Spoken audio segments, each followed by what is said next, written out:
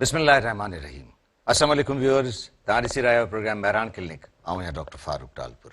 Programme जी शुरूआत वेठाई साईं जी अमर सेठ सां त अघा ई सघा थिया जे वेठा वटि वेझनि। व्यूअर्स, सॼो के प्रोग्राम में जेका महिमान शख़्सियत आहे सभिनी खां पहिरीं आउं चाहींदुसि त हुनजो तारुफ़ तव्हां सां कराए छॾियां ऐं तारुफ़ खां पोइ असां अॼु कंहिं टॉपिक ते डिस्कस कंदासीं उन हवाले सां आउं तव्हांखे ॿुधाईंदुसि। अॼु मूंसां गॾु जेका महिमान शख़्सियत आहे उहे आहिनि doctor Kalb Haider. Doctor Kalb Haider consultant psychiatrist आहिनि ऐं असिस्टेंट प्रोफेसर आहिनि department of psychiatry, Liaquat university of medical and health sciences. जाम शुरू में ई पाण कमु कनि पिया sir Cowasjee institute of psychiatry and behavioural sciences, जेको हींअर नालो तब्दील थियो आहे, जंहिंखे असां कंहिं ज़माने में गिद्दू बंदर चवंदा हुआसीं। सो उन में पाण एज़ ए कंसल्टेंट कमु कनि पिया, पाण असिस्टेंट प्रोफेसर आहिनि। ऐं जीअं मूं तव्हांखे ॿुधायो त साईं जो इंट्रोडक्शन त साइकेट्री सां साईं जो तालुक़ु आहे, त अॼोके प्रोग्राम में बि असांजो जेको गुफ़्तगू जो मौज़ू हूंदो साइकेट्री जे हवाले सां हूंदो ऐं इम्पॉर्टेंटली असां जेको डिस्कस कंदासीं उहो कंदासीं मिर्गी ते, या जंहिंखे असां एपिलेप्सी चऊं था। हाणे मिर्गी उहा बीमारी आहे जेका असां नथा सम्झूं त सिर्फ़ु असांजे ख़िते में आहे, बल्कि इहा पूरी दुनिया में आहे। मिर्गी जा असबाब कहिड़ा आहिनि, मिर्गी आहे छा, मिर्गी जा सबब कहिड़ा आहिनि, उन जूं अलामतूं कहिड़ियूं थी सघनि थियूं, उन जा सबब कहिड़ा थी सघनि था, हिन जो जेको इंसिडेंस आहे उहो असां वटि केतिरो आहे, इन जे इलाज जे बारे में छा चयो वञे थो, हिन जे बारे में जेके टैबूज़ या मिथ्स आहिनि उहे कहिड़ा आहिनि, अॼु उन हवाले सां गुफ़्तगू कंदासीं। असीं चाहींदासीं त इन जी जेका बि इंफॉर्मेशन आहे या जेका बि इन जी अवेयरनेस आहे उहा तव्हां सभिनी ताईं पहुचे, ताकी हिन बीमारी ख़ासि तौर ते छाकाणि त साइकेट्री जूं बीमारियुनि में इहे मिथ्स काउंट कनि थियूं असांजी सोसाइटी में ख़ासि तौर ते। सो अॼु इन्हनि हवालनि सां असां गुफ़्तगू कंदासीं ऐं असां पंहिंजी सोसाइटी खे इहा ॼाण ॾियण जी ज़रूरत महसूसु कई आहे ऐं असां कोशिशि बि कंदासीं त इहा अवेयरनेस उन्हनि ताईं पहुचे, ताकी हीअ इन्हनि बीमारियुनि खे बि सम्झी सघनि ऐं इन जे इलाज ऐं मुआलजे जे हवाले सां जेकी कुझु डॉक्टर्स या रिसर्च थी आहे उन हवाले सां सम्झी सघनि। मिर्गी जे इंसिडेंस जे करे मिर्गी जो कुझु सालनि खां वर्ल्ड एपिलेप्सी डे बि सेलिब्रेट कयो वेंदो आहे ऐं उन जो जेको थीम आहे उन हवाले सां गुफ्तगू कंदासीं डॉक्टर साहब खां। डॉक्टर साहब, सबसे पहले तो मैं आपको अपने प्रोग्राम में खुशामदीद कहता हूँ। आपका बहुत शुक्रिया कि आप तशरीफ़ लाए, और अगर आप कुछ कहना चाहें तो प्लीज़। हाँ बिल्कुल, वैसे जो आपने टॉपिक लिया ये तो बहुत अच्छा है और उसका दिन भी अभी कुछ दिन पहले ही गुजरा है, पर्पल डे के हिसाब से वैसे मनाते हैं। जहाँ तक मुझे याद पड़ रहा है कि इसको सेलिब्रेट करते हैं सेकंड मंडे ऑफ फरवरी। अगर मैं कहीं बिल्कुल बिल्कुल, और इस दफा 14 फरवरी और ये एक साथ आ गए, एक साथ आ गए थे। तो अब पहले तो मैं ये चाहूंगा कि इसका थीम क्या था, कोई अगर इसके हवाले से मुझे इसके अवेयरनेस पैदा करें बस लोगों को ये था कि इसके हवाले देखें, जो तरक्की याफ्ता ममालिक भी हैं उनमें भी 70% लोग ऐसे हैं जो इलाज के अस्पतालों तक या इदारों तक, इलाज के ज़राओं तक नहीं पहुंच पाते। अच्छा, तो इसकी अवेयरनेस देना बहुत जरूरी है। मतलब अच्छा, अब मुझे थोड़ा सा इसके हवाले से बताइए कि ये है क्या चीज़ और ये किस तरह की बीमारी है, कैसे होती है, उसकी अलामत क्या है। अच्छा देखिए, इसकी बहुत सारी अलामत है, ठीक है। एक तो अलामत ये है कि भाई अभी फर्ज कीजिए कि यहाँ कोई साहब हो, उन्हें दौरा आए, वो गिर जाएं, उस तरह झटके मारने लगे, ठीक, कोई, लेकिन इसका ड्यूरेशन बहुत कम होगा, वो 2 से 3 मिनट 4 मिनट मैक्सिमम 5 मिनट्स होगा, बहुत ज़्यादा लंबा नहीं हो। उसमें वो यूरिन उनका पास हो जाएगा, जबान दांतों के बीच में आ जाएगी, अकड़ जाएंगे, एक तो ये होगा। बाज़ दफ़ा ये तो है जनरलाइज पूरी बॉडी में हुआ, बाज़ दफ़ा ऐसा होगा कि वो थोड़ी देर के लिए गुमसुम हो जाएंगे, चंद second, 15 second, 10 second, 5 second, 30 seconds, 1 minute के लिए, और वापस ये एपिसोड थोड़ा सा शॉर्ट है, बहुत शॉर्ट है, बहुत शॉर्ट है। आपको बच्चों में ये नजर आता है, बहुत एकदम से पढ़ते पढ़ते गुमसुम हो गए, फिर आपने पूछा क्या कर रहे थे कामरान, क्या कुछ नहीं, उसे भी एहसास नहीं होगा अच्छा कि क्या हुआ, ठीक है। तो एक तो अलामत ये है, दूसरी तो आपने बताया कि बिल्कुल कोई झटके लगना शुरू हो जाए और वो गिर जाए और उसका यूरिन पास हो जाए। जी, अच्छा, कुछ फोकल हैं, जैसे एक हाथ में भी एपिलेप्सी का झटका आ सकता है, ओके, ठीक है। कुछ को आईज में आता है, सिर्फ आई की वाइब्रेशन शुरू हो जाती है, वो 2-3 मिनट चलती है तो लोग परेशान हो जाते हैं, इसको क्या हो गया। अच्छा, अब इसमें प्रॉब्लम ये होती है कि ब्रेन के, जैसे हमारे सेल हैं इस तरह ब्रेन के भी सेल हैं जिनको हम न्यूरॉन्स कहते हैं, उनमें एक आधे सेल में कोई गड़बड़ हो जाती है। अब जब उसमें गड़बड़ होती है तो उसके अंदर इलेक्ट्रिकल डिस्चार्ज जो होता है वो इधर उधर बराबर वाले सेलों में आगे पीछे होना शुरू होता है। तो जब वो थोड़ी जगह पे होता है तो थोड़ी जगह का फिट आता है, मतलब आंख वाली साइड पे आंख का आ गया, कान वाली साइड पे हुआ तो यहाँ आवाजें उससे सुनाई देने लगी, okay. ठीक है। किसी दिमाग में ऐसी टेम्पोरल साइड का हुआ तो वो कहेगा, मैं थोड़ी देर के लिए कहने लगेगा मैं इमाम मेहदी हूँ, आप पकड़ के उसको मारना शुरू कर देंगे, नाउजुबिल्लाह, ये आप क्या कह रहे हैं। Exactly. बल्कि उसको डॉक्टर के पास लेके जाए, इलाज का जो हमारा सिस्टम है, जिसको वो जिन आना, ऊपर का असर, नीचे का असर, हवा, दरख्त के नीचे से गुजर गए थे, दरख्त के नीचे कब्रिस्तान से तो नहीं गुजरे, कब्रिस्तान ये की तरफ से गुजरा था, तो ये सारी अलामतें होती हैं। लेकिन इसमें कुछ अलामतें ऐसी आती हैं जो रवैये में तब्दीली की अलामतें होती हैं। ओके, ठीक है, जैसे अचानक से उसे गुस्सा आ जाएगा, वो कोई चीज उठा के किसी को मार देगा। अब ये दिमाग के सामने वाले हिस्से में अगर उसे ये हो रहा है, अच्छा बाज़ बात फोकल, जैसे मैंने आपको बताया, दिमाग के एक ही हिस्से में होता है, वहीं थोड़ी देर के लिए हुआ और खत्म हो गया। ठीक, बाज़ दफा होता फोकल से शुरू है, फिर वो जनरलाइज हो जाता है। जैसे अमूमन आप देखते होंगे कि आपने सुना होगा फलाने आदमी ने खड़ा हुआ था फ्रूट की, हमारे पास एक केस भी ऐसा आया था फ्रूट वाले के पास, और अचानक से उसने क्या किया, फ्रूट वाले का चाकू लिया, एक चलते हुए आदमी के पेट में मार दिया। Oh my God. अब ये 2-3 मिनट लगे होंगे उसको, ठीक है, मतलब एकदम से वो शुरू हुआ और एकदम से जनरलाइज हुआ और उसने जाके अटेम्प्ट कर लिया, बाद में उसे खुद नहीं याद ये मैंने क्या मैंने क्या किया। Exactly. तो इस तरह के प्रॉब्लम्स आते हैं। अब इसमें रवैये की तब्दीली जब आनी शुरू, वैसे तो ये प्योरली न्यूरोलॉजी का डिसऑर्डर है, ओके, क्योंकि ब्रेन डैमेज है अंदर, ओके, जो हो रहा है उसको हमें देखना चाहिए टेस्ट करा के, सीटी स्कैन, एमआरआई। एक होती है जिस तरह दिल की पट्टी होती है, दिमाग की पट्टी होती है, वो करा के देखना चाहिए कहाँ गड़बड़ है, कोई चोट तो नहीं लगी, गिर तो नहीं गए थे। अच्छा, ड्यूरिंग बर्थ तो कोई ट्रॉमा नहीं हुआ बच्चे को, यदि देर से कहीं सांस कोई लिया चोट आई हो, सर में कहीं चोट आई हो तो ड्यूरिंग बर्थ, ओके, नर्सेस के हाथ से, डॉक्टर के हाथ से, वैसे ही कोई ट्रॉमा आ गया, ओके, ठीक है, या बच्चे अमूमन खेलते में गिर जाते हैं, तो इन सब चीजों को रूल आउट हमें करना चाहिए। मतलब दिस इज ये जो कंडीशन है, this is not congenital otherwise. नहीं, कंजेनाइटल ये वाली नहीं है, लेकिन कुछ में होता है जेनेटिकली। ओके, ठीक है, तो उसकी उम्र भी यही है, 8-9 साल से 18 साल 22 साल तक, इसमें अचानक कभी भी सामने आ जाए। नहीं, मैंने ये सवाल इसलिए किया था कि जहां तक मेरी इंफॉर्मेशन एज अ डॉक्टर वो ये है कि यानी ये मोरूसी भी है, जेनेटिक भी है, जेनेटिक लोड भी है, जेनेटिक है तो जेनेटिक लोड भी, और सेकेंडरी ये है कि कोई चोट वगैरह लगे, कोई इंसिडेंट हो जाए। ठीक है। अच्छा, उसमें क्या कोई फर्क होता है या उसमें बस ये होगा जो प्रीसीडिंग होगा ना इसका, मतलब जैसे शुरू हुआ होगा तो उससे पहले कोई इंसिडेंट, ट्रॉमा की हिस्ट्री होगी। तो ये मैंने आपको जैसे बताया कि न्यूरोलॉजिकल डिसऑर्डर है तो न्यूरोलॉजी वाले से ट्रीट करते हैं। साइकियाट्रिस्ट का वहां रोल आता है जहां रवैये में तब्दीली आनी शुरू हो जाए। ठीक है, फर्ज करें कि कोई किसी का बच्चा है, उसको 17-18 साल की उम्र में, 16 साल की उम्र में शुरू हुआ है, तो लाजिम बात है वो पहले तो पीरो फकीरों के पास जो तरीका है, लेकिन डॉक्टर हजरात के पास भी आते हैं तो फिर उसकी शादी होनी है, उसकी अपनी एक रिप्रोडक्टिव हेल्थ है वो डिस्टर्ब होती है, फैमिली डिस्टर्ब होती है, जिस जहां शादी होनी है उनको बताना है। या बहुत सारे लोग मैंने ऐसे देखे, और मैं लोगों को कहता हूं कि आप पहले लड़के वालों से मिलकर ये बता देंगे भाई ये एक गोली तो खानी है, ठीक है, इस पर तबीयत सही रहेगी। बाद में कोई झगड़ा हो, बाद में उसे पता चले, देख ले भाई गोली खा रही है क्या, हमारे यहाँ तो टैबू है ना सर, ठीक है, दिमाग की दवाएं खाना, वो फिर बड़े झगड़े हो जाते हैं, तलाकों तक बात पहुंच जाती है। ठीक है। मुझे ये बताइए कि ये एपिसोड किस उम्र से शुरू होता है? मिसाल के तौर पे अगर अब कोई बच्चा जो इस बीमारी का शिकार हो तो उसका एपिसोड कब से शुरू होना होता है? अच्छा, अगर कोई बीमारी का शिकार हो, जेनेटिक लोड मौजूद है, उसकी फैमिली में कहीं पहली पुश्त में, दूसरी तीसरी में कहीं हुआ और इसमें डोमिनेट कर गया, इसमें आ जाए, तो अब ये बचपन से 18, 22, 25 साल की उम्र में किसी भी टाइम शुरू हो सकता है। जैसे ही उसको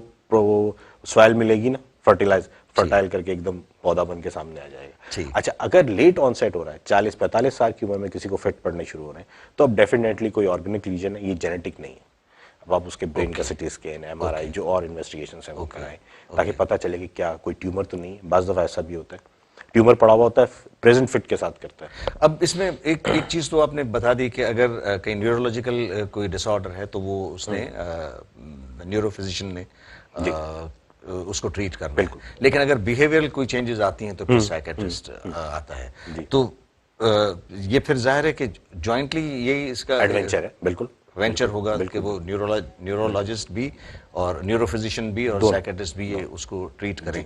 अच्छा, मुझे ये बताइए कि ये जो रवैये में तब्दीली आती है वो क्या क्या तब्दीलियां हो सकती हैं? ठीक है। अच्छा, एक तब्दीली तो डॉक्टर साहब मैंने आपको बताई, जैसे वो उसने कोई किसी को नुकसान पहुंचा दिया, ठीक है, और फिर खुद वो एकदम से बेखबर हो गया कि क्या हुआ। अब फर्ज करें कि किसी को एब्सेंस, जो मैंने आपको थोड़ी देर पहले बताया था कि बच्चा थोड़ी देर के लिए गुमसुम हो जाता है, या कोई भी शख्स गुमसुम हो जाता है, वो गाड़ी चलाते हुए गुमसुम हो गया, ये हो गया, तो एक्सीडेंट कर देगा। ठीक, डिफरेंट चीजें। अच्छा, बाज दफा ऐसा होता है कि मैं आपके पास यहाँ आया, मैं तो आपके पास प्रोग्राम में आता रहता हूँ, मैं 3 महीने में, 4-6 महीने में आपके साथ, मैं यहाँ आऊँ और आके कहूँ फारूक साहब मुझे ऐसा लगता है यहाँ के कि मैं पहली दफा आया हूँ, हालांकि मैं आता रहता हूँ और आप मुझे जानते हैं, मैं प्रोग्राम करता हूँ, ये टेम्पोरल लोब एपिलेप्सी की निशानी है।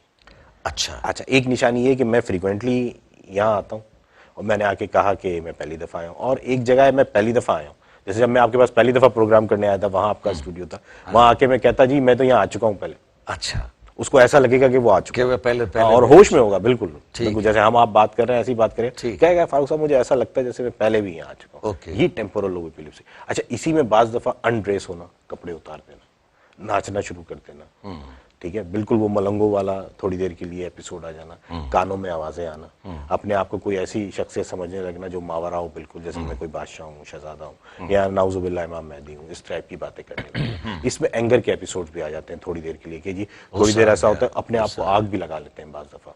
तो ये फ्रंटल लोब टेम्पोरल लोब में जब प्रॉब्लम शुरू होती है, उसके साथ बिहेवियर प्रॉब्लम शुरू हो जाते हैं, उसमें साइकेट्रिक की अटेंशन बहुत जरूरी है। ठीक है। इसको साइकोजेनिक फिट भी कहते हैं बात दफा। ओके। ठीक है। अच्छा, फिर क्या होता है कि जैसे अब दवा शुरू हुई ना, अब दवा जिसम में जानी शुरू हुई, आपके फिट्स तो रुक गए, लेकिन लाजिम बात है अब घर वाले भी ना, बाज बहन भाई ऐसे होते हैं कि यार इसको तो जिन आता है, वो दूसरों को सही नहीं कि जिन अच्छे तो, अब वो दूसरे बाहर निकला बच्चा खेलने तो दूसरे चढ़ाने लगते हैं, जिन आया हुआ जिन आया हुआ। ठीक है, तो इससे भी बिहेवियर लाजिम, उसको गुस्सा आएगा, फिर वो चिढ़ेगा, मारेगा।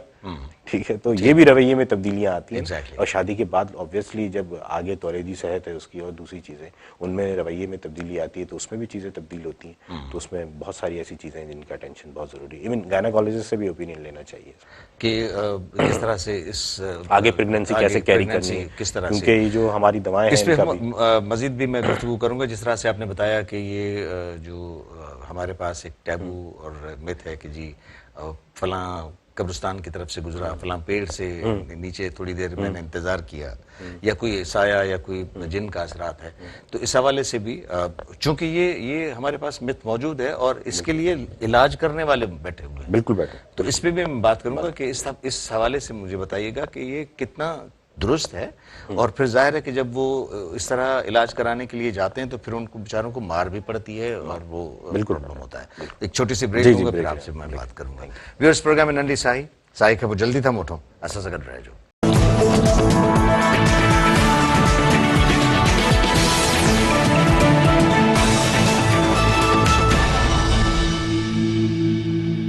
Welcome back viewers. प्रोग्राम में नंदी साई कंपनी की दफ़ा बियर हाजिर आयूँ ऐसा सगदाइन डॉक्टर कल्ब हैदर। डॉक्टर कल्ब, जिस तरह से मैंने ब्रेक से पहले आपसे कहा था कि ब्रेक के बाद जब मैं आऊँगा तो इस बात पे ज़रूर हम बात करना चाहेंगे कि हमारे पास ये जो टैबूज़ और ये मिथ्स जो हैं कि जी इस तरह के मरीज़ को अगर हम ख़ास तौर पे अगर इंटीरियर में हम देखते हैं तो इसके लिए वो आज भी बड़े बूढ़े ये कहते हैं कि जी इसका इलाज तो फलां दरवेश के पास है या फलां पीर के पास है, तो वो उस दरगाहों पे और पीरों पे ले जाते हैं। अच्छा, फिर वो पीर मौजूद भी हैं जो कहते हैं कि हाँ जी इसका इलाज हम करेंगे। तो इसके हवाले से भी मुझे थोड़ा सा बताइए ताकि हमारी हमारी जो व्यूअर्स हैं, हमारे जो सुनने वाले हैं, उनको ज़रा एहसास हो कि हम क्या कर रहे हैं। हाँ, ये एक बड़ा अलमिया है। आप देखें, इसका दूसरा रुख मैं आपको दिखाता हूँ, शायद अभी तक किसी ने बात ना की हो। जब इन पीरों फकीरों के अपने बच्चों के साथ होता है ना, तो ये अस्पतालों को लेके भागते हैं बच्चों को। अगर इतने ही फनकार होते, इलाज कर सकते, फन का मुजाहरा करें ना। अच्छा, ये बहुत बड़ी बात है कि अगर उनके बच्चों के साथ या उनकी फैमिली में कहीं किसी के साथ हो तो वो दौड़ते हैं हॉस्पिटल में डॉक्टर के पास। बिल्कुल बिल्कुल, और लाइन में बैठते हैं, वो अपना नंबर आएगा तो दिखाएंगे, इंतजार करते हैं। ठीक है। तो बात ये कहने की है कि हमारे यहाँ यही सिस्टम है काफी अरसे से। मैं अब देखें इसकी गोली कितने की, 4-5 रुपए की, टैगराल, एपिवाल 6 रुपए की, लाइफ सेविंग ड्रग्स है। लेकिन हमारे यहाँ ये भी हम लोगों को नहीं दे पा रहे हैं। अगर यही दे दें तो बहुत सारे लोग ऐसे हैं जो इसी 2 दवाइयों पे सही रह सकते हैं। मतलब कोई उसके लिए कोई महंगी 60-70 वाली दवा की जरूरत नहीं पड़ेगी। वो बहुत कम ऐसे लोग होते हैं जिनका इससे भी ठीक नहीं होता और हमें बहुत महंगी दवा की तरफ जाना पड़ता है या 3-4 दवाएं मिला के देनी पड़ती हैं। नहीं तो 1-2 गोली से सही हो जाता है। लेकिन प्रॉब्लम यह है कि हम डॉक्टर से ज्यादा स्टोर वाले पे बिलीव करते हैं। अच्छा, अपने इलाके में पढ़े लिखे टीचर की बात से ज्यादा मोहल्ले में जो गली के कोने पे लोग बैठे होते हैं ना, बाबे फलाने के थे हो खुदा पाढ़लिया से पीर बदी उन्हें सही करे सही, ठीक है, वहाँ एब्यूज होता है इनका। मेरे पास एक पिछले बार भी प्रोग्राम में बताया था, एक अच्छी खासी जवान लड़की थी, उसका सारा मुंह जला हुआ था। वो क्या ये धुनी दे रहे हैं, धुनी दे रहे हैं, उसमें वो सारा उसका बेचारी का फेस जला दिया। अच्छा, मारते हैं, ठीक है। अच्छा, होता क्या है फारूक साहब कि जब फिट पड़ता है तो एनर्जी उसमें इस्तेमाल होती है। हाँ। कितनी देर तक वो ये करेगा, फिर जैसे ही उसका ग्लूकोज लेवल कम होता है वो हाइपोग्लाइसीमिया हो जाता है, गिर जाता है। ये अपने आप को फंकार समझने लगते हैं कि हमने ये कर दिया, ये निकाल दिया हमने, ये जिन निकाल दिया, इसके जो साया था या जिन था या जो भी था वो हमने इसका निकाल दिया, अब ये ठीक हो गया। अच्छा, मुझे ये बताइए कि मिसाल के तौर पे इस तरह से, चूंकि लोग वहां आज भी जाते हैं, बिल्कुल बड़े अफसोस की बात, बड़े अफसोस से ये कहना पड़ रहा है कि आज भी लोग, हम चूंकि हम इसकी अवेयरनेस देने की कोशिश तो कर रहे हैं और अल्लाह करेगा कि हम अपनी कोशिश में कामयाब हो जाएंगे। एटलीस्ट चूंकि बीमारी तो मौजूद है, उसका इलाज उस तरीके से होना चाहिए, लेकिन लोग अब भी जाते हैं और बड़े बूढ़े तो यही कहते हैं कि जी क्या कर रहे हो, कहाँ लेके जा रहे हो, वहां लेके जाओ तो ठीक होगा। तो ये जो आपने मुझे बताया कि जी इस तरह से वो जब एनर्जी आती है और फिर वो उसको टॉर्चर करते हैं, तो वो फिर जब उसका ग्लूकोज लेवल कम हो जाए तो वो गिर जाता है, तो फिर दूसरा एपिसोड उसे कब होता है? जरूरी नहीं जल्दी हो। मैं यही कह रहा हूं कि शायद इस वजह से कि अब दूसरा फिर वो कई महीनों तक उसे नहीं हुआ, सालों तक भी नहीं होता, सालों तक भी नहीं होता, सालों तक। तो फिर ये भी एक उनके जहन में ये है कि हाँ देखें ना, उसने ये काम किया तो देखो इतने अरसे तक नहीं हुआ। नहीं। तो ये चीजें भी हमें अपने लोगों को बतानी चाहिए कि इसमें एक लंबा अरसा भी हो सकता है कि दूसरा एपिसोड हो, बिल्कुल, लेकिन बहुत लंबा टाइम भी गुजर जाता है, लेकिन अदरवाइज कितनी ड्यूरेशन है? अच्छा, ये कोई लिखी पड़ी बात नहीं, कितनी ड्यूरेशन कभी भी हो सकता है, एक दफा हो गया। अच्छा, लेकिन कुछ लोगों को ट्रिगर करने वाली चीजें होती हैं तो जल्दी जल्दी होता है। एग्जैक्टली। अब वो ट्रिगर करने वाली चीजें जो हैं वो भी मैं चाहूंगा कि आप आपको बताऊं, जैसे रात की नींद नहीं, बल्कि मुख्य बुधा होता है, हाँ मां बुधा जी, रात जी नींद ना कयूं, 8 कलाक नींद पूरी न थे, ठीक है, दौरो अची वेंदो, ठीक है, कंहिं सुबुह जो नाश्तो कोन कयो, मंझंदि जी मानी कोन खाधी, दौरो अची वेंदो, हाइपोग्लाइसीमिया थियो, ठीक है, उस में कम करे पियो, पघर वधीक निकिरी वियो, ठीक है, उनमें सोडियम निकिरी वियो, पोटेशियम निकिरी वियो, दौरो अची वेंदो, हाइपोवॉल्यूमिक शॉक मिले, ठीक है, ही सब ॻाल्हि को फ्लैश लाइट्स अंधेरे में ॾिसे तो उंधारे में, या जे पाण जी आदत है ना उंधारो करे कमरे में वरी मोबाइल ॾिसंदा आहियूं, टीवी ॾिसंदा आहियूं, ही सब शयूं अहिड़ियूं आहिनि फ्लैश लाइट जंहिंमें हलंदी आहे, दौरो पइजी सघे थो, ठीक है, मतलब स्ट्रेस वाली कंडीशन में भी पइजी सके थो, कि ॿी कहिड़ी स्ट्रेस, मतलब स्ट्रेस आहे, स्ट्रेस को एक्सीडेंट थी वियो अला न करे, ठीक है, घर में का हेठि मथे ॻाल्हि थी वई, उनमें कावड़ अची वई एकदम, या ॿिए खे ॾिसी वठई कावड़ करे पियो, कंहिंखे धक हणे पियो, स्ट्रेस थियो, हुनमें अची नौकरी हली वई, को ईअं थियो, हिन में बि अची थो। अच्छा, हाणे हिन में जेंडर डिस्क्रिमिनेशन आहे या इक्वल आहे सर, कोई अहिड़ो वधीक फ़र्क़ु कोन्हे, मतलब ख़वातीन एतिरो ई मुतासिर थी सघनि थियूं, मर्द बि एतिरो ई मुतासिर? ॿारनि में हिकिड़ी स्टडी थी 2011-12 में लाहौर में, हुन स्टडी में इहो आहे त 9% आहे ॿार, 9% आहे, तमामु वधीक आहे, ठीकु आहे, ऐं जेके ॿार मेंटली रिटार्डेड हूंदा आहिनि हुन में वधीक हूंदी आहे परसेंटेज, छो जो ऑलरेडी हुनमें ब्रेन एतिरो डेवलप कोन थियो हूंदो आहे, सही, तो हुनमें फोकस वधीक हूंदा आहिनि, सही। अच्छा, डॉक्टर कल्बे हैदर, जेॾीमहिल इहो दौरो पवे थो, असां त दौरो ई चवंदासीं न, मिसाल इहो दौरो जेको पवे थो, उनजी 2-3-4 मिंट जेतिरो बि उनजो ड्यूरेशन आहे, उन दौरे खां पोइ जॾहिं मरीज़ होश में अचे थो त उनखे ख़बर हूंदी आहे त मूंसां छा थियो? न, कुझु ई कोन ख़बर हूंदी, यानी ट्रांस थी वेंदो, जेकी ही स्टेट आहे बी स्टेट में हलियो वेंदो, वरी मोटी ईंदो त हुन स्टेट जो उनखे ख़बर कोन हूंदी, मतलब हुनखे ख़बर कान हूंदी त हुन सां, मतलब एतिरी सॼी शइ थियण जे बावजूद बि हुनखे इहा ख़बर कान हूंदी त इन पोएं कुझु चंद घड़ियुनि में मूंसां छा थी गुज़रियो। उहो चवंदो मूंखे ॿिया जेके माण्हू आहिनि जेके ॾिठंदा आहिनि हुन मूंखे ॿुधायो आहे त ईअं थिए थो, ठीकु आहे। अच्छा, हाणे वरी पाण जेकॾहिं थोरो हिन जे हवाले सां अचूं, ट्रीटमेंट जे हवाले सां, त तव्हां चयो त हिन में न्यूरोफिजिशियन जो रोल आहे ऐं साइकेट्रिस्ट जो रोल आहे, पर जेकॾहिं असां इन जी ट्रीटमेंट पे ॾिसूं त कीअं इन जी ट्रीटमेंट जेका आहे असां करे सघूं? अच्छा, हिकिड़ी त आहे एमरजेंसी, कंहिं तव्हांजे साम्हूं फिट थिए थो त हुन महिल छा करिणो आहे, ठीकु आहे, जीअं चपल सुंघाईंदा आहिनि, ठीकु आहे, को धूनी ॾींदा आहिनि, को ईअं कंदा आहिनि, ॿी कुझु ई न आहे करिणो, हुनखे लेटरली थोरो इहे करवट सां लेटाए छॾियो, ठीकु आहे, जीअं वात में जेको पाणी अचे थो, गिग अचे थी, उहो साइड मां निकिरी वञे, साह जी नाली में न वञे, ठीकु आहे, 4-5 मिंटनि में पंहिंजो पाण सही थी वेंदो, पोइ हुनखे तव्हां हॉस्पिटल वठी वञो, जे अलाए करे किथे धक लॻो आहे त हुनजो एमरजेंसी ट्रीटमेंट वठी छॾियो। अच्छा, जे तव्हां अस्पताल में आहियो ऐं हुते पियो आहे त हुन महिल वैलियम इंजेक्शन डाइज़ीपाम जी अचे थी, हुन महिल IV स्लो IV ॾींदा आहिनि, हुन खां फिट हुन वक़्तु रुकी वेंदो, ठीकु आहे, ठीकु आहे, हीअ त थी वई एमरजेंसी जी ॻाल्हि, ठीकु आहे, जीअं हुनखे अचे त तव्हां करवट सां हुनखे लेटाए छॾियो हिकिड़े पासे, जीअं जेको गिग वग़ैरह अचे थी निकिरी वञे साह जी न। ॿी आहे त असेसमेंट थिए हुनजी, त घणे अरसे खां अचे थो, हुनजी उमिरि छा आहे, मेल आहे फीमेल आहे, रिप्रोडक्टिव हेल्थ में आहे, बाक़ी मसला कीअं आहिनि, ब्लड CP, बाक़ी LFT कीअं आहिनि, कुझु दवायूं अहिड़ियूं आहिनि जेको जिगर ते असरु करनि थी, कुझु अहिड़ी रिप्रोडक्टिव हेल्थ ते असरु करे थी, ठीकु आहे, त हुनजे हिसाब सां जे सभु शयूं सही आहिनि या उनमें का शइ कंप्रोमाइज़ आहे त उहो दवा पाण कोन ॾींदासीं। त दवा जे हिन में एपीवाल हले थी, टेग्राल हले थी वधि में वधि। हिन ते माण्हू इलाही माण्हू 90% माण्हू सही था थी वञनि। सही थी वञनि। ऐं हिन जी को क़ीमत एतिरी न आहे। हीअ त पंहिंजी हाणे ब्लैक मार्केट में टेग्राल हले थी न। हा ठीकु आहे। अच्छा हिकिड़ो ॿियो मैसेज तव्हांखे ॾेई छॾिया आहिनि फार्म जो। घणेई माण्हू अहिड़ा आहिनि जंहिंखे टेग्राल कोन थी मिले। उन्हनि खे मां इहो मैसेज ॾींदुमि, जंहिं डॉक्टर साहिब खां तव्हां ट्रीटमेंट करायो था हुननि जो प्रिस्क्रिप्शन वठो, पंहिंजो CNSI अटैच कयो ऐं नवाटिस वारनि जे जेको डिस्ट्रीब्यूशन आहे न हुते वञो, तव्हांखे उहो दवा ॾींदा। 300-400 रुपए जो पैकेट आहे, मार्केट में 4-5-6 हज़ार जो मिले थो। ठीकु आहे, उहो तव्हांखे ॾींदा महीने ते। ठीकु आहे। इन जी ट्रीटमेंट ते पाण मज़ीद गुफ़्तगू कंदासीं, पर इन खां पहिरीं वरी मां इहो चाहींदुसि त इहो जेको एपिसोड शुरू थिए थो, आम माण्हू जेको उन सां गॾु वेठो आहे या उनजी फैमिली या मेंबर उनखे वेठा आहिनि, त उन्हनि खे कीअं ख़बर पए त हाणे इहो इंसिडेंट्स थिए पियो? अच्छा, हू जेको आहे न, जीअं पाण ॻाल्हियूं कयूं था, ॻाल्हियूं करे करे ख़ामोश, यकदम ख़ामोश थी वेंदो। ठीकु आहे। या हेॾां होॾां ॾिसणु शुरू कंदो। ठीकु। या उनखे का ख़ुशबू अचणु शुरू थींदी, या उनखे का साउंड अचणु शुरू थींदी।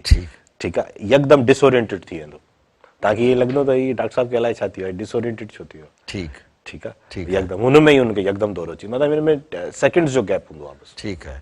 अच्छा, उन में पोइ इन दौरे जे दौरान एतिरी एनर्जी अचे थी त पोइ उनजे लाइ उनखे छा करण जी ज़रूरत आहे? उनखे ॾिसो, जे उनखे normal generalize tonic clonic seizure अचे थो त हुनखे लुगो पाण जे वेठो आहे त सुम्हारे छॾियूं ऐं पासे सां थोरो सुम्हारे छॾियो। जेकॾहिं बीठो आहे त हुनखे विहारे छॾियो। जे हिकु अहिड़ी जाइ आहे तव्हां सुम्हारे सघो था त हुनखे सुम्हारे छॾियो पासे सां। ठीकु आहे। वधीक हुनखे कुझु करण जी ज़रूरत कोन्हे। ठीकु आहे। हुनखे रोकण जी ज़रूरत न आहे।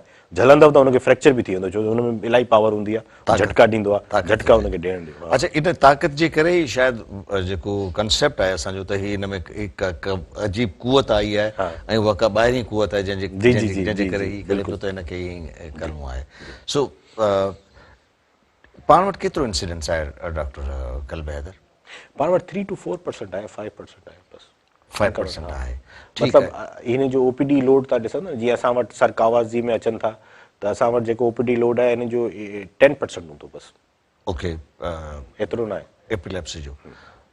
ईअं त कोन्हे त जेके तव्हां वटि रजिस्टर्ड पेशेंट थियनि था उहे त तव्हां वटि उन्हनि जो रिकॉर्ड त अचे थो, कुझु माण्हू तव्हां वटि ईंदा ई न हुजनि? उहो त 70% त हेल्थ जेके इदारा आहिनि हेल्थ वारा हुन में पुॼी कोन था सघनि। एग्ज़ैक्टली, मां इन करे पुछां थो। ऐं हिकिड़ो ॿियो ज़ुल्म आहे, उहो ज़ुल्म इहो आहे त जेके पुॼी था वञनि हुनजी वरी दवा कोन थी मिले। अच्छा, ॾिसो, आया पुॼी विया, हाणे दवा नथी मिले सरकारी इदारनि में, हाणे छा थींदो? ठीकु आहे। अच्छा, दवा मिले थी त घटि थी मिले, पोइ हुननि जो छा थींदो? ठीकु आहे। त इहे बि मसइला आहिनि पंहिंजी जाइ ते। मूंखे हिकिड़ी ॿी शइ ज़रूरु ॿुधायो डॉक्टर कल्ब हैदर, त जेकॾहिं इन एपिसोड में ट्रीटमेंट नथी थिए, इलाज नथो थिए, त कहिड़ा कॉम्प्लिकेशन्स आहिनि? सर, हिन खां कॉम्प्लिकेशन पाण ईअं था शुरू कयूं, जीअं फ़र्ज़ु करो पाण ॿई हलूं पिया, पाण में हिकिड़े खे एपिलिप्सी हुजे, झटको अचे थो, गाॾी जो एक्सीडेंट थी वेंदो, हिकिड़ी ॻाल्हि त इहा आहे, जेको एक्सटर्नल ट्रामा असांखे अची वेंदो। ठीकु आहे। जॉब हली वेंदी, लाज़मी ॻाल्हि आहे, त उहो सम्झंदा त अलाए हिनखे छा आहे, त ही सभु भई शादी में डाइवोर्स थी सघे थी। ठीकु आहे। इहा शादी थींदी कोन, कंहिंखे ख़बर हूंदी भाई हिन जेकी छोकिरी आहे हुन ते जिन अचनि था, रिश्तो थींदो ई कोन। ठीकु आहे। ही सभु ॻाल्हियूं आहिनि। ठीकु आहे। वक़्त जे हिसाब सां हिन में तब्दीली अचे थी। मतिलबु जेकॾहिं हिनखे मैनेज न कयो त हिन जा कॉम्प्लिकेशन्स लाइफ थ्रेटनिंग आहे, कार्डिक अरेस्ट थी सघे थो। मतिलबु इन सूरत ताईं माण्हू जी लाइफ जेका आहे ऐं फ्रीक्वेंसी हिन जी वधी वेंदी। ठीकु आहे। मतिलबु हाणे जीअं फ़र्ज़ु कयो कंहिंखे 6 महीननि में हिकिड़ो चक्कर अचे। एग्ज़ैक्टली, इहो बि पुछां थो त जेकॾहिं उनजी ड्यूरेशन वधीक आहे त पोइ उहा घटि बि, जेकॾहिं ट्रीटमेंट न कई वई त उनजी ड्यूरेशन घटिजी वेंदी, यानी बिल्कुलु हल्की हल्की घटि थींदी। अच्छा, जल्दी ये एपिसोड कॾहिं स्टेटस मूंखे हिकिड़ो ब्रेक वठणो पए, डायरेक्टर साहिबु चए पियो हिकिड़ो ब्रेक वठो, ब्रेक खां पोइ पाण ईंदासीं त हिन ते गुफ़्तगू कंदासीं। व्यूअर्स, प्रोग्राम में वरी नंढी साई खां पोइ जल्दी था मोटूं, असां सां गॾु रहिजो।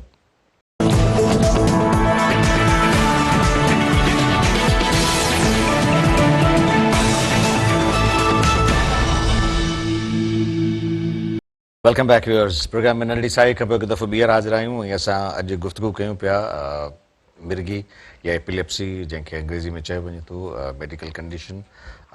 उनजे लाइ असां सां गॾु जेका महिमान शख़्सियत आहे उहे आहिनि डॉक्टर कल्ब हैदर, पाण असिस्टेंट प्रोफेसर आहिनि Liaquat university of medical and health Sciences Jamshoro में, डिपार्टमेंट ऑफ साइकेट्री। डॉक्टर साहब, पाण इन ते गुफ़्तगू कई पिए त जेकॾहिं इन जे इलाज में पाण देरि कई या इन जे ट्रीटमेंट खे छॾे ॾिनो त हिकिड़ो त रिस्क फैक्टर्स वधी वेंदा या कॉम्प्लिकेशंस वधी वेंदियूं, ॿिया त हिन जो दौरो जेको आहे सो वेझो वेझो वेझो वेझो जल्दी जल्दी यानी उन दौरे जो शिकार थी सघे थो।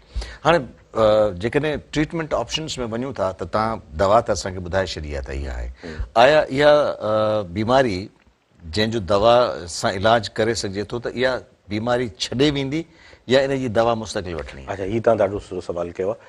3 साल ताईं दौरो कोन आयो त दवा बंदि थी वेंदी आहे। ठीकु आहे, यानी दवा शुरू करण खां पोइ 3 साल दौरो कोन आयो, अॼु अचे थो कंहिंखे दौरो, दवा हले पई ऐं को दौरो कोन आयो 3 साल ताईं, दवा बंदि थी वेंदी। मतिलबु इहो पीरियड जेको आहे सो 3 इयर्स ताईं ऑब्ज़र्व करिणो आहे, त इन 3 इयर्स में न आहे त पोइ कोन करिणो। अच्छा, इंटरनेशनल त साईं इहो आहे त 6 महीननि में हुनखे दौरो कोन आयो ठीकु आहे, त ड्राइविंग अलाउ आहे।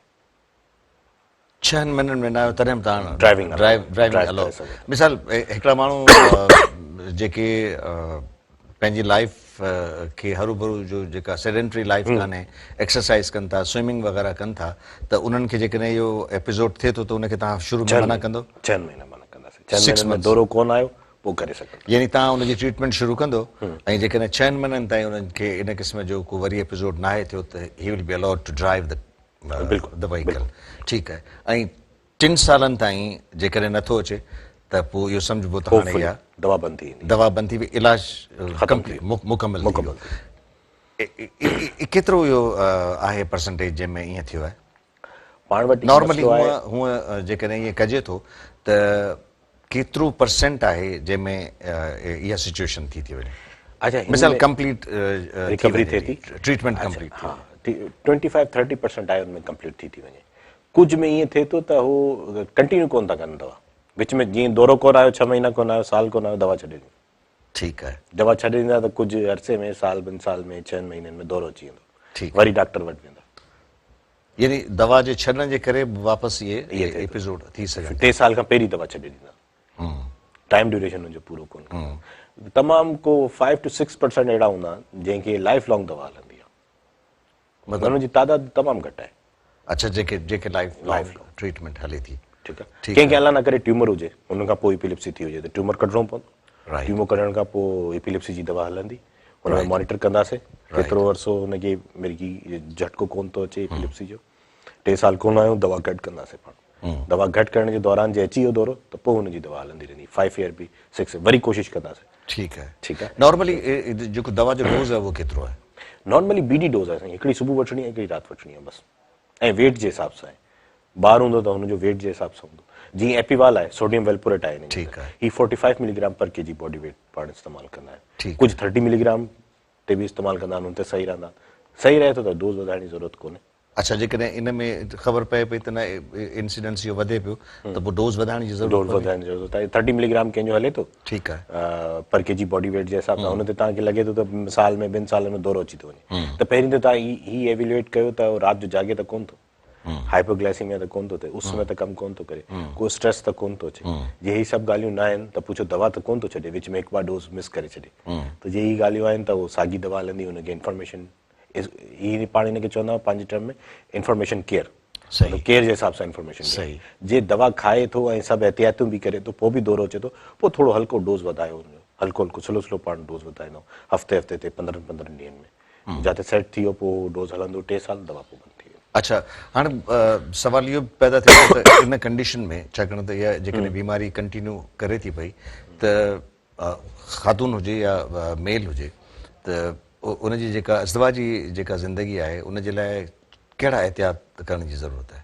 अच्छा, जॾहिं तव्हांखे इरादो हुजे त हाणे प्रेगनेंसी थियणी आहे, या ॿार जो इरादो आहे, ठीकु, पोइ डॉक्टर सां ज़रूरु मिली वठो, ठीकु आहे, उहो तव्हांखे गाइड कंदो त हाणे छा करिणो आहे, हिन दवा सां गॾु ॿी कहिड़ी दवा वठणी आहे। अमूमन फॉलिक एसिड वठंदा आहिनि, किताबनि में बि इहो लिखियलु आहे, फॉलिक एसिड गॾु वठंदा आहिनि, बसि दौरो कंट्रोल आहे त प्रेगनेंसी तव्हां करे सघो था। जीअं तव्हांखे दौरो अचे थो, हुनमें प्रेगनेंसी न कयो त सुठो आहे, छो जो दौरो ईंदो तव्हांखे बि नुक़सानु थींदो ऐं जेको अचण वारो ॿारु आहे हुनखे बि नुक़सानु। ठीकु आहे, न मतिलबु हूअं अदरवाइज़ जेकॾहिं को कंट्रोल आहे त सिर्फ़ु इहो ई आहे त पोइ उन दौरान तव्हां फॉलिक एसिड वठो बसि। कंसीव करे सघो था, हाँ, करे सघो था simple folic acid folic acid बाक़ी जेकॾहिं दौरो कंटिन्यू आहे त पोइ उनजो चांस आहे त प्रेगनेंसी दौरान दौरो अची वियो त ॿार खे बि नुक़सानु ॿार खे बि नुक़सानु अच्छा हाणे मिसाल दौरो नथो अचे पर छाकाणि त मेल या फीमेल उन्हनि मां को हिकिड़ो पार्टनर इन बीमारी जो शिकार आहे त मुमकिन आहे त इहा बीमारी ट्रेवल करे जीन में ट्रेवल करे जीन में ट्रेवल जेनेटिक लोड आहे बिल्कुलु इहो पॉसिबल आहे इन मिसाल जेकॾहिं कंहिंजी ख़बर आहे त इन जे लाइ कंहिं कोई जॾहिं कंसीव करे थी कोई ख़ातून त उन दौरान इन जी का ट्रीटमेंट हुजे जंहिंमें ॿार खे न थिए न हुन में पाण हुनखे रोके कोन था सघूं ट्रांसमिट हो त जेनेटिकली आहे पर हुनखे अर्ली आइडेंटिफाई ज़रूरु करे सघूं था कुझु अहिड़ा टेस्ट जंहिंजे ख़बर पइजी थी वञे त ॿार में ई थींदी त कुझु मुल्क अहिड़ा हुन में प्रेगनेंसी टर्मिनेट करे वठंदा आहिनि पर पाण वटि अहिड़ा को टेस्ट कोन्हे पाकिस्तान में न आहिनि अहिड़ा अच्छा जेनेटिकली ख़बर पए त हिनखे छा आहे ठीकु आहे दवाउनि जी वरी तव्हां असां जेकॾहिं ॻाल्हि कयूं था त कॾहिं कॾहिं सूरत हाल अहिड़ी थी वञे त हिकिड़ा त पाण माण्हू अवॉइड थो करे दवा नथो वठे कॾहिं कॾहिं दवा अवेलेबल कान हूंदी आहे मिसाल सरकारी तौर जी मूं ॿुधाई अवेलेबल कान्हे अहिड़ी सूरत हाल में मरीज़ जो जेको वापसि इन एपिलेप्सी में अचणु केतिरो चांस आहे ॾिसो जंहिंखे 6 महीना थिया आहिनि दवा शुरू थींदे साल थियो आहे 2 साल थियो आहे ऐं उहो दवा छॾंदो त साल में 6 महीननि में दौरो अची वेंदो 80% रिलैप्स चांस आहे 80 6 महीना थिया आहिनि दवा शुरू कंदे साल थियो आहे 2 साल थिया आहिनि ऐं दवा छॾे ॾिनी कोन थी मिले ॾुखियाई थिए थी हुनखे वठण में त 6 महीना साल में दौरो अची वेंदो थी सघे तो महीने में ई अची वञे उहो सिवियरिटी जे हिसाब सां केतिरी सिवियरिटी आहे ठीकु आहे हिकिड़ी शइ जेका आउं वरी बि चाहींदुसि त असांजे व्यूअर्स ताईं पहुचे उहा ज़रूरी त तव्हां चयो त भई ट्रीटमेंट शुरू थियण खां पोइ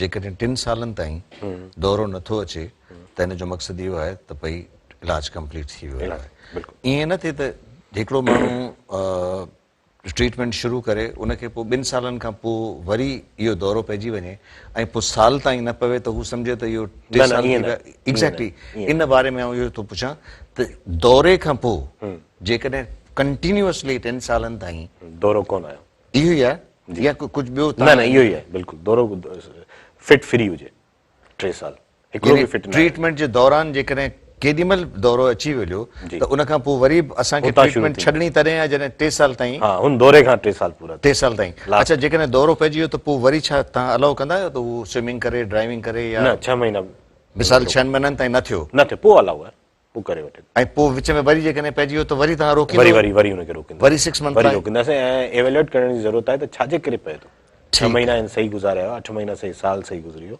हाणे हिन छा कयो आहे त अमूमन माण्हू ईअं कंदा आहिनि पाकिस्तान में दवा छॾे वेंदा सही या ओवरलुक कंदा आहिनि दवा खे ठीकु आहे अॼु जो डोज मिस थियो सुभाणे वठी छॾींदासीं ठीकु आहे डॉक्टर साहब हाणे अदरवाइज़ त साइकोलॉजिकल जेके प्रॉब्लम्स आहिनि साइकेट्री जा जेके प्रॉब्लम्स आहिनि उन्हनि जे लाइ मुख़्तलिफ़ माण्हुनि जा जेके टैबूज़ आहिनि या जेके मिथ्स आहिनि उहे अॼु मौजूदु आहिनि न उनजो सबबु मुमकिन आहे त इहो बि हुजे त असां शायदि एतिरा साइकेट्रिस्ट पैदा न करे सघिया आहियूं जो पूरी पब्लिक ताईं उन्हनि जी रीच हुजे there may be one reason ॿियो त इहो आहे त असांजी अवेयरनेस बि उन्हनि ताईं कान पहुती आहे माण्हू अञा ताईं उन्हनि मिथ्स ते क़ाइमु आहिनि जेके उन्हनि रखियूं वेठियूं आहिनि इन्हनि सभिनी खे नज़र में रखी हिकिड़ो जेको जामे मैसेज जेकॾहिं तव्हां असांजे व्यूअर्स खे ॾियणु चाहियो त कहिड़ो ॾींदो इहो मैसेज मुंहिंजो इहो आहे सभिनि जे लाइ त को बि अहिड़ो इवेंट थिए तव्हांखे लॻे त हीउ को असरु आहे हवा आहे को जिन आहे चुड़ैल आहे कुझु बि आहे डॉक्टर सां ज़रूरु कंसल्ट कयो ठीकु आहे हुनखे हेल्थ फैसिलिटी में ज़रूरु वठी वञो यानी कंसल्टेंट डॉक्टर सां कंसल्ट ज़रूरी थैंक यू वेरी मच ठीकु आहे thank U very much viewers अॼोकी गुफ़्तगू असांजी हिकिड़े अहिड़े मर्ज़ जे हवाले सां हुई जंहिंजे लाइ हिकिड़ा अजीब असांजी सोसाइटी में मिथ्स आहिनि टैबूज़ आहिनि आहे त हीअ बीमारी ज़हनी बीमारी आहे ऐं ज़हनी बीमारी जे करे जेके असांजे जेके सोच जा महवर आहिनि उहे इहे ई आहिनि त हीअ बीमारी जे बजाए को सायो आहे को जिन आहे को असरु आहे ऐं इन असर ऐं इन यानी जिन जे करे असां उनजो इलाजु कंहिं कंसल्टेंट डॉक्टर जे बजाए किथे ॿिए हंधि वञी कराईंदा आहियूं जंहिंजे करे असांजा इहे प्रॉब्लम्स अञा वधीक वधी वेंदा आहिनि सो कोशिशि इहा ई करणी आहे त इन्हनि बीमारियुनि जे इलाज जे लाइ कंहिं कंसल्टेंट डॉक्टर ताईं पहुचणु ज़रूरी आहे ऐं इहा न सिर्फ़ु उन्हनि माण्हुनि में जिन जे घरनि में इन क़िस्म जा अला न करे को मरीज़ हुजे पर जेकॾहिं आहे त उन्हनि खे बि ईअं करिणो आहे, बाक़ी जेके सोसाइटी में असांजा माण्हू आहिनि उन्हनि ताईं बि इहा ॻाल्हि पहुचाइणी आहे ताकी हिन सोसाइटी में असां इन क़िस्म जी जेका प्रैक्टिस आहे उनखे ख़तमु करे सघूं। अव्हांजे राय जो इंतज़ारु रहंदो। ईंदड़ प्रोग्राम ताईं इजाज़त। अल्लाह भाई।